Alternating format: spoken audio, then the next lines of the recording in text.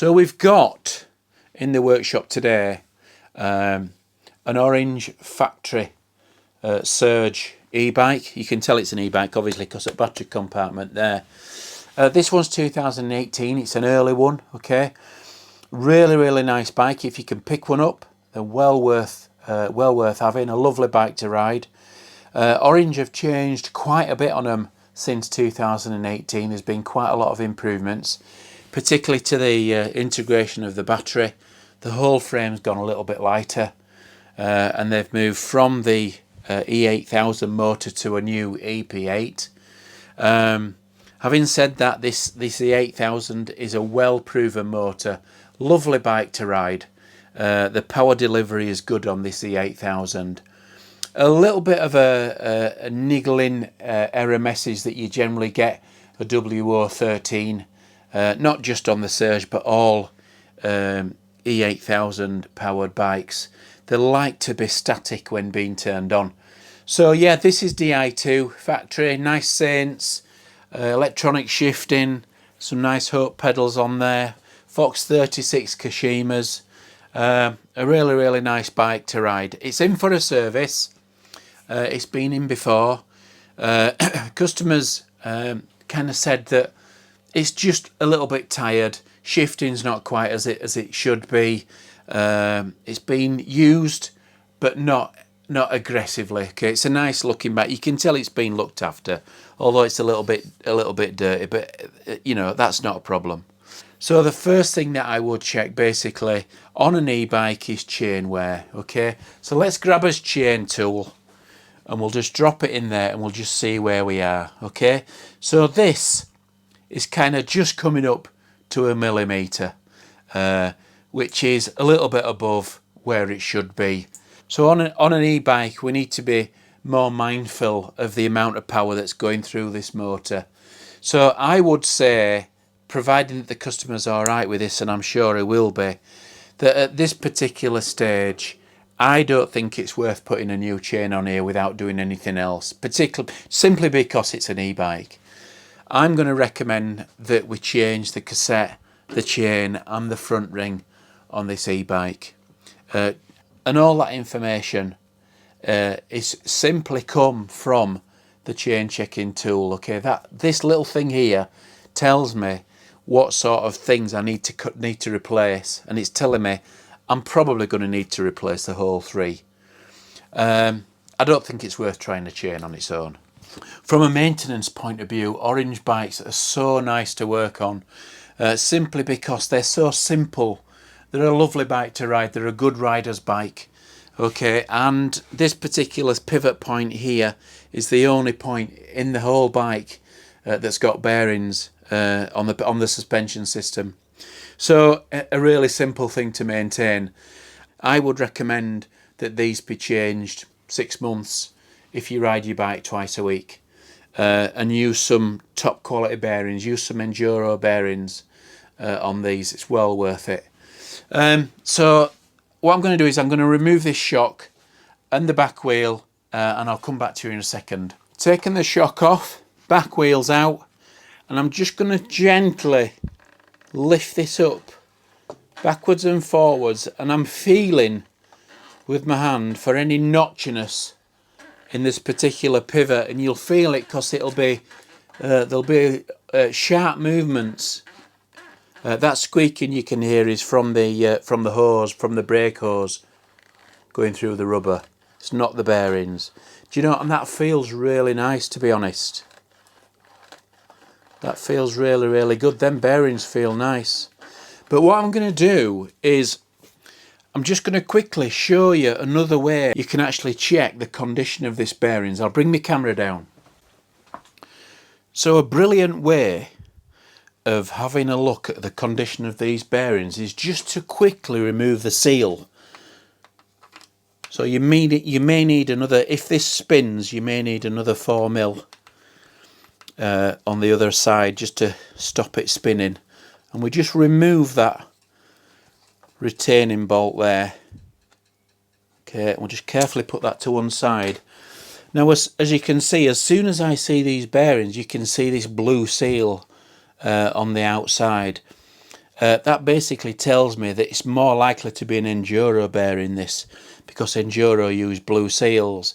If it's going to be a cheap budget bearing, then you'll probably see a black seal on there. Don't mean to say it's a budget bearing, but it's more likely that your blue seal is enduro, which is generally a better bearing.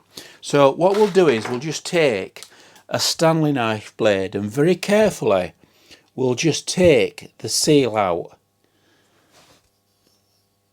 And you need to be careful not to bend this seal. Okay, we'll just take it out like that, and we'll just hold it carefully, and we'll just look on the inside of that particular bearing. See if I can get a closer look. There we are. Okay. So what we're looking for basically is rusty residue. Where's my little pricker tool? Here we go. What we're looking for is rusty residue at the bottom, okay, here. Because what happens is if any water gets in this little bearing here, it'll roll down and it'll start to rest at the bottom.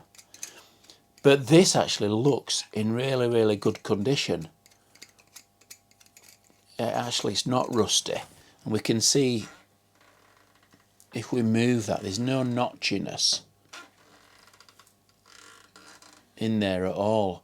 So I'm not going to replace these bearings because they feel really nice. I think replacing them would be a waste. But I'm just going to bob another little bit of grease in there. Just a blob in between. Just to protect that bearing.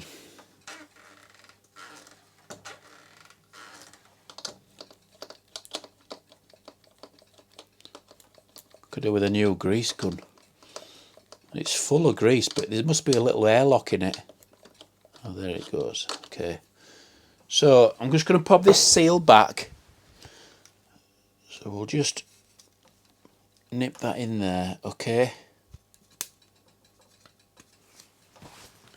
And then what we can do is just to kind of double, as a double seal, when I can get my grease gun working right, do you know? That's it. I'm going to bang loads of grease on there, just to protect. So if any water gets past this black retaining washer at the end, it's not actually going to get into that bearing. I'll just bob a little bit of Loctite on there.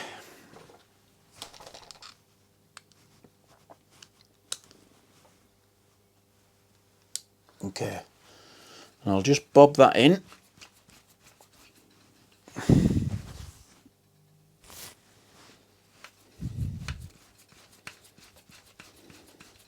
And then we need to torque that up, but I'll just hand tighten it for now.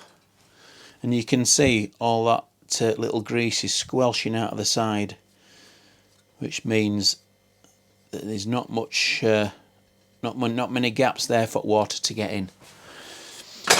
So call me a bit of an obsessive, but there you go, that's me.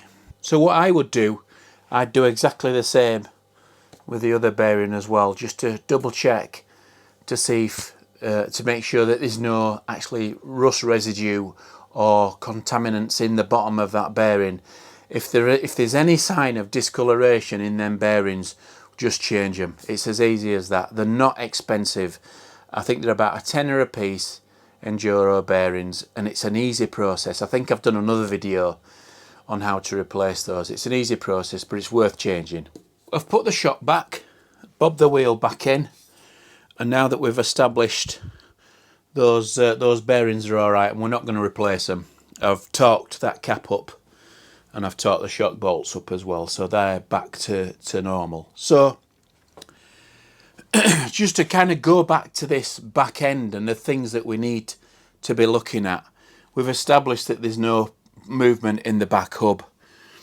I will service the free hub body as a matter of course. When we had the back wheel out, I took a quick feel of those bearings just to make sure that we're actually nice and smooth in your fingers. They are actually fine at the moment, so I don't need to do anything with those, but as a matter of course I'll strip the free hub body down off this Pro 4 Hope hub, and we'll just grease it and make sure all those poles and springs are nice and lubricated, and as they should be. Moving a little bit back up this end of the bike, the wheel's true, okay. I've had a quick look at the spokes. They're nice and tight, so there's nothing there to worry about. The magnet sensor on the back wheel is actually slightly in the wrong position. If you can see here, if I move the camera, okay, so you might just be able to see on the end of the sensor magnet, you see where the bolt goes into the frame, where it holds it onto the frame. There's like a little arrow that's actually just next to the bolt. You see it on the black, just there, if I can show you it, just there you can see that arrow. Now that magnet needs to be passing at that particular point, okay. That is the best, that's that arrow there, that's what it's for. So we'll need to move that. So that magnet sensor's now in right position on the wheel, okay, so that'll now register right. So the other thing that we need to do moving up is obviously check the brake pads. They have noticed they're actually quite low at the minute. If you can see over the top. So we've turned the bike round in the stand. It makes it a little bit easier to access the things that we need to look at a higher level. One of the things that we need to look at is this particular motor. It's obviously 2018, so it's not new. It should still be in good condition. It's done quite a few miles, but not loads and loads. But one thing that I wanted to do, I wanted to check whether there were any play or movement in these crank arms on this particular motor crank here. So I'm just going to grab hold of this right hand side, my right hand side, obviously the bike's left, and my other hand is going to grab hold of this crank arm. I'm just going to slide this side by side, and you can just hear. Now there's going to be a slight little bit of movement there as standard. You can't expect to be no movement at all. But that actually probably is a little bit more movement than I'd probably want on that motor. You can probably hear it there through the mic. So I think probably we need to be looking at replacing those bearings soon. I don't actually do that here. I'll send it away to be done. Specialists that I know who rebuild these motors and put new bearings in for us. Or it can go back to Shimano, whichever, for a service. So that's that. Okay, we know about that. Everything else seems pretty good, to be honest, on this bike. Everything else seems to be working okay. The back brake seems fairly close to the bar. It feels solid, but it's fairly close to the bar. That potentially could be because the pad wear is lower on the back than on the front. We know that these need to be changed because we said that earlier on. So once we've changed those, then we'll obviously check that out again and adjust the caliper on the rotor just to get those central. And we'll see where that brings the bar to. We'll see where that brings the lever to on the bar. We'll give them a little bit of a bleed as well while we're at it.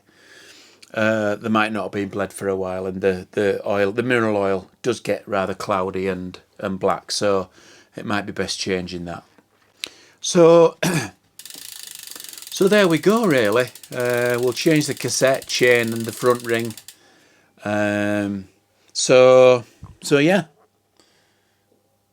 I think that'll do us for now.